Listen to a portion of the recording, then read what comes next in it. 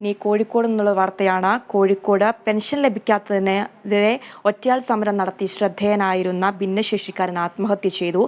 Kakkayam മുതുക്കാട്ടെ വളയത്ത് Joseph എന്ന 77-കാരനാണ് ആത്മഹത്യ ചെയ്തത്. കൂടുതൽ വിവരങ്ങളുമായി കോഴിക്കോട് നിന്നും റിയാസ് കെമാൾ ചേരുന്നുണ്ട്.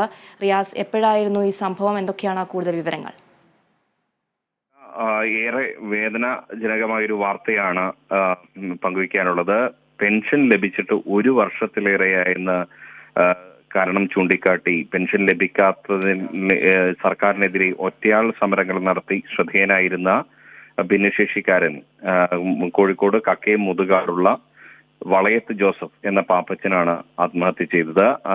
അദ്ദേഹത്തിന്റെ വിവരം അല്പം മുൻപാണ് പുറത്തു വന്നത്.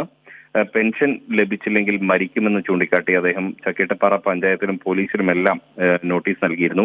ഏറ്റവും ദയനീയമായ ഒരു അവസ്ഥ, ഇദ്ദേഹത്തിന് കിടപ്പ് രോഗിയായ 47 വയസ്സുള്ള ഒരു മകളുണ്ട്. ഇദ്ദേഹവും ഭിന്നശേഷിക്കാരനാണ്, മകൾ കിടപ്പ് രോഗിയുമാണ്. ഈ 2 പേർക്കും സർക്കാർ മാസം തോറും നൽകുന്ന വികലാംഗ പെൻഷനായിരുന്നു ആകെയുള്ള ഒരു ജീവിത മാർഗം എന്നുള്ളത്. ഇത് മുടങ്ങിയിട്ട് ഏകദേശം 1 വർഷത്തിന് അടുത്തായി എന്നാണ് ഇദ്ദേഹം നേരത്തെ ഈ ഒറ്റയാൾ സമരം നടത്തിയിരുന്നപ്പോഴെല്ലാം ചൂണ്ടിക്കാട്ടിയിരുന്നത്. ഇദ്ദേഹം വടിയും കുത്തിപ്പിടിച്ച് പഞ്ചായത്ത് ഓഫീസിന്റെ പടി കയറി അദ്ദേഹം മടുത്തതിന് ശേഷമാണ് ഒറ്റയാൾ സമരം നടത്താൻ ഒരു തീരുമാനിക്കുകയും പിന്നീട് ഒറ്റയാൾ സമരം നടത്തി അതിലൂടെ ശ്രദ്ധ നേടുകയും ചെയ്തത്. അന്ന് അദ്ദേഹം പറഞ്ഞ ഒരു വാക്കുണ്ടായിരുന്നു, പെൻഷൻ കിട്ടിയില്ലെങ്കിൽ താൻ മരിക്കുമെന്ന് അദ്ദേഹം ചൂണ്ടിക്കാട്ടിയിരുന്നു.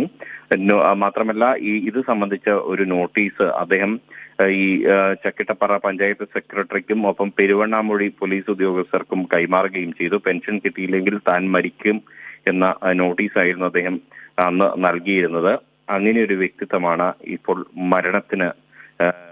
മരണം വരിച്ചിരിക്കുന്നത് എന്നുള്ളതാണ് അങ്ങേയറ്റം വേദനാജനകമായ സങ്കടകരമായ ഒരു വാർത്തയാണ് ഈ മണിക്കൂറുകളിൽ പങ്കുവെക്കേണ്ടി വരുന്നത്. ആതിര.